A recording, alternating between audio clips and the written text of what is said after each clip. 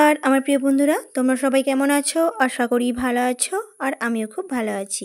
Priyanka Bengali ব্লগে তোমাদের আরও একবার স্বাগত, শুভেচ্ছা ও ভালোবাসা। আজ চলে এলাম আরও একটা ব্লগ ভিডিও নিয়ে প্রতিদিনের মতো। আর আজকে তোমাদের সাথে আরও একটা রেসিপি শেয়ার করব। আর রেসিপিটি হচ্ছে একটা মাছের, আর এই মাছটা হলো ইটা ট্যাংরা। আর ইটা ট্যাংরার মাছের রেসিপি কিন্তু তোমাদের আজকে শেয়ার করব। তো দেখো বন্ধুরা, এই যে মশলা আমি কিন্তু রেডি করে নিয়েছি, তোমাদের শেয়ার করে নিই। পেঁয়াজ কুচি, টমেটো কুচি, এছাড়া রয়েছে গোটা জিরে, এলাচ, এখানে দারুচিনি রয়েছে, আর রয়েছে আদা। এবার কিন্তু আমি সমস্ত মশলাটাকে একসঙ্গে বেটে নিয়েছি, আর এক্সট্রা কিন্তু রসুনটাও অ্যাড করেছি। তোমরা কিন্তু এই রেসিপিটি বানালে অবশ্যই একটু রসুন দিও, ভালো লাগে। তো দেখো বন্ধুরা, এবারটা কিন্তু মাছটা প্রথমে ভেজে নেব। সেই জন্য নুন হলুদ মাখিয়ে মাছটা কিন্তু কড়াতে দিয়ে দিচ্ছি তেলের উপর। আর অবশ্যই এই মাছটা না প্রচুর ফাটে, সেই জন্য তোমরা চেষ্টা করবে যদি মাছের রান্না করো, তাহলে অবশ্যই ঢাকা দিয়ে কিন্তু রান্না করবে, তাহলে মাছের তেলটা গায়ে পড়বে না, নাহলে এত মাছটা ফাটে বলার বাইরে। তো দেখো বন্ধুরা, এই যে মাছটা ঢাকা দিয়েই কিন্তু মাছটা আমি আস্তে আস্তে করে ভেজে নিয়েছি। এই যে দেখো, এইগুলো কিন্তু মাছগুলো ভেজে নিয়েছি সুন্দরভাবে। এবার কিন্তু আমি রেসিপিটা শুরু করব। তো দেখো বন্ধুরা, এই যে প্রথমে কিন্তু এই তেলেতেই মাছ ভাজার তেলেতেই আমি টমেটো কুচি এছাড়া পেঁয়াজ কুচি দিয়ে একটু ভালো করে ভেজে নিচ্ছি। তারপর দিয়ে দিচ্ছি রসুন বাটা, যেটা বেটে রেখেছিলাম। একদম কিন্তু মাংসের মতো এই রেসিপিটা বানাতে হবে, তাহলে কিন্তু ভীষণ ভীষণ ভালো লাগে, আর কোনো কিছুই লাগবে না, এতটা ভালো লাগে এই মাছের রেসিপিটি। তো দেখো বন্ধুরা, এই যে রসুনটা ভাজা হয়ে গিয়েছে, এবার কিন্তু আমি জিরে বাটা, আদা বাটা, এছাড়া যে মশলাগুলো রয়েছে সেগুলো একসাথে যে বেটে রেখেছিলাম সেটাই কিন্তু দিয়ে দিয়েছি। তো দেখো বন্ধুরা, এবার কিন্তু ভালোভাবে মশলাটাকে আমি কষিয়ে নেব, তার জন্য একটু অল্প করে হলুদ গুঁড়ো দিয়ে দিচ্ছি, এতে কিন্তু কালারটা চলে আসবে। তো দেখো বন্ধুরা, হলুদ গুঁড়ো দিয়ে এবার ভালো করে মশলাটা কিন্তু আমি কষিয়ে নেবো। আর তোমরা এখানে নুনটা দিয়ে দিবে, আমি নুনটা স্কিপ করে রয়ে গিয়েছে, দেখানো হয়নি ক্যামেরাতে। তো দেখো বন্ধুরা, অল্প করে আমি জলটা দিয়ে দিয়েছি, এবার কিন্তু ভালো করে মশলাটাকে আমি কষিয়ে নিয়েছি।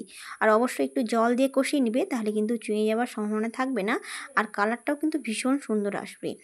এই ইটা ট্যাংরা মাছিয়ে দিয়ে এভাবে রান্না করা যায়, এতটা খেতে সুন্দর লাগে যে মাংস খুঁজবেই না। একটা মাছের রেসিপি হলেই কিন্তু আর কোনো কিছু লাগবে না, এতটা মজার সুন্দর লাগে। তো দেখো বন্ধুরা, কথা বলতে বলতে অলরেডি আমার মাছটা কিন্তু কষানো হয়ে গিয়েছে।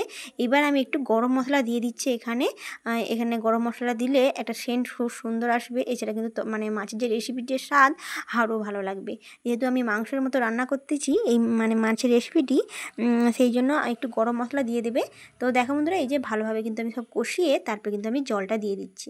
তো দেখো বন্ধুরা, এই যে এখনই কিন্তু কালারটা খুব সুন্দর চলে এসেছে অলরেডি। দেখো তেলগুলো কত সুন্দর ভেসে গিয়েছে, কিন্তু খুব বেশি তেল লাগে না, একদম অল্প তেলেই রেসিপিটি হয়, কিন্তু কালারটা এত সুন্দর আসে, আর খেতেও কিন্তু ভীষণ ভালো লাগে। এবার আমি এই ঝোলটাকে ফুটিয়ে নেব, তারপরে কিন্তু মাছগুলোকে আমি দিয়ে দেবো একটু সেদ্ধ করার জন্য। তো দেখো বন্ধুরা, ঝোলটা কিন্তু ফুটে গিয়েছে। এবার কিন্তু আমি মাছগুলো দিয়ে দিচ্ছি, আর মাছগুলো একটু দিয়ে না একটু ভালো করে ফুটিয়ে নেবে।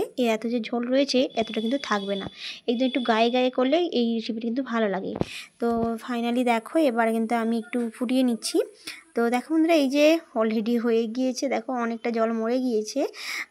আর দেখো তো একটু ধনা পাতা কুচি দিয়ে দিচ্ছি আমি, পাহাড়ি ধনা। তো অলরেডি দেওয়ার পর তারপর একটু নাড়াচাড়া করে এবার কিন্তু আমি তুলে নেবো রেসিপিটি। তো ফাইনালি সুন্দর কিন্তু একটা রেসিপি কমপ্লিট, মাছের রেসিপি, একদম মাংসের মতো। টেস্টটাও কিন্তু ভীষণ ভালো লাগে, মাংসটাকেও কেউ খেতে চাইবে না, এই ইটা ট্যাংরার মাছকে যদি এভাবে রান্না করা যায়। তো ফাইনালি দেখো তুলে নিয়েছি, আর দেখো কালারটা কতটা সুন্দর এসেছে, খেতেও কিন্তু ভীষণ মজার।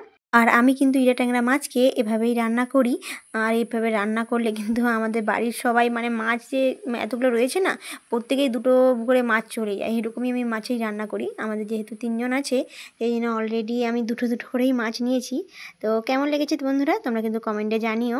আর যদি ভালো লাগে এই রেসিপিটি, তাহলে অবশ্যই লাইক আর সাবস্ক্রাইব করে দিও, আর শেয়ার করতে কিন্তু ভুলো না। ধন্যবাদ বন্ধুরা, এতক্ষণ ভিডিওটি দেখার জন্য অসংখ্য অসংখ্য ধন্যবাদ। আজকের মতো এখানেই, আবার দেখা হবে পরবর্তী একটা ব্লগ ভিডিওতে। ততক্ষণ আপনারা সুস্থ থাকবেন, সুন্দর থাকবেন, খুব ভালো থাকবেন। ধন্যবাদ ভিডিওটি দেখার জন্য এতক্ষণ পর্যন্ত। আজ আসি, আবার দেখাবে পরবর্তী একটা ব্লগে। ধন্যবাদ।